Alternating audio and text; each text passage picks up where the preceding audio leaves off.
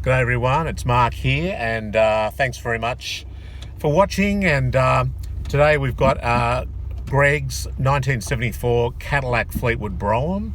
And if you check out the other video, there's a walk around and some history on the car that Greg's owned for 40 years now, which is amazing. And the car's travelled a total of over 700,000 kilometres. It's got a European speedometer. Or 445,000 miles. Yeah, there you go for the conversion there. And so today we're just going to do a quick drive impression, I suppose. And I guess I'll ask a few questions. Just going past this Colorado. Yep. So Greg, tell us, what are the things you really love about this car? What are the things you like about it the most? Quality, majesty, and size. And I say quality because it has been a good quality car. Everything works. Yep. The only thing you could say is that the aerial is a little slow sometimes going up and down, but it still goes up and down. Yep. That's a pretty minor quibble. Otherwise, every function of the car is still fully functional. Yep. With 700,000 Ks on it. It's amazing, isn't it? Yeah. What new car is going to do that? It's just routine maintenance, isn't it? The car's been very reliable. That's right. It's been supremely reliable. Same block, same transmission, all those things are the same. It's just been routine maintenance. Yep. And it's given sterling service. Yeah. For hundreds of thousands of kilometres. It's like driving to the moon and back. Yeah. Yeah, it's absolutely a lovely car. And actually, I'll just shoot down here. You can see the speedometer in kilometres there. That was part of the car being delivered in Germany. In Germany, and the ride of the car, it's very nice. Funnily enough, these Cadillacs have got almost a bit of a French sort of feel about the suspension. They're not your typical roly-poly cars that you get. No, I think it's the air shocks in the back. Right. They have it, and I did replace the shocks, so it's got air shocks that are self-leveling in the back. Yep. And at the time, I also replaced the front shocks and made those air shocks as well. So we're going to chuck a really quick right-hander here, and the car will actually perform like a modern car. It doesn't lean or roll. I think that's part of the reason also is, even though there is a fair bit of overhang at the rear, because it's a big car, but the wheels are pushed out to the extremities of the car, aren't they? Yeah, they're right on the very edge, and the front ones are right at the very front. I mean, it's got an enormous wheelbase. It's like a 134-inch wheelbase in this car. Yeah, and I guess that's where I sort of use that comparison to the French. Is the French tend to put their wheels out a long way. They put their wheels out at the edges, and the ride's very supple, very comfortable, isn't it?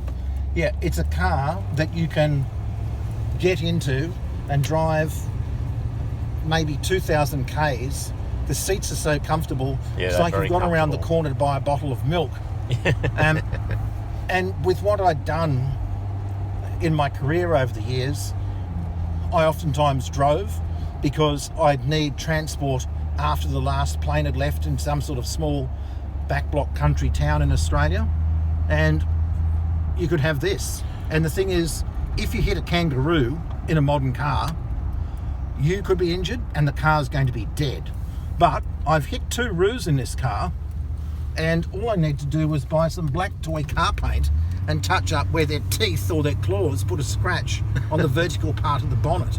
That's it. So I'd like to say no animals were harmed during the making of this video, but no, Skippy was dead. And the only thing really was there was a bit of blood on the bonnet and on the windscreen, but a bit of a quick wash of windscreen wipe dealt with half the problem. Now, I know you're talking about, travelling, to rural towns and things like that for work, but you've also, I know you've travelled interstate as well, haven't you? Like New South Wales, Victoria, and like you said, and because I've also travelled in this car extensively, you just feel very comfortable. It's not fatiguing, and this car can just eat up the miles, can't it? Yeah, and it has spectacular vision. Now,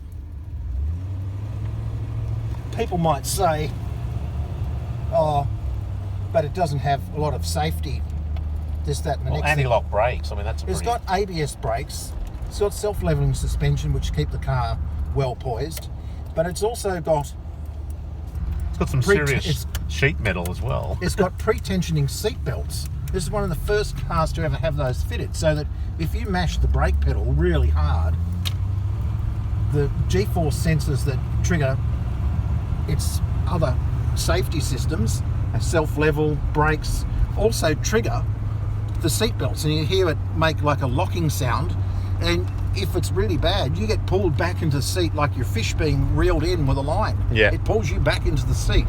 And I'm a big, tall guy, and it really, it grabs.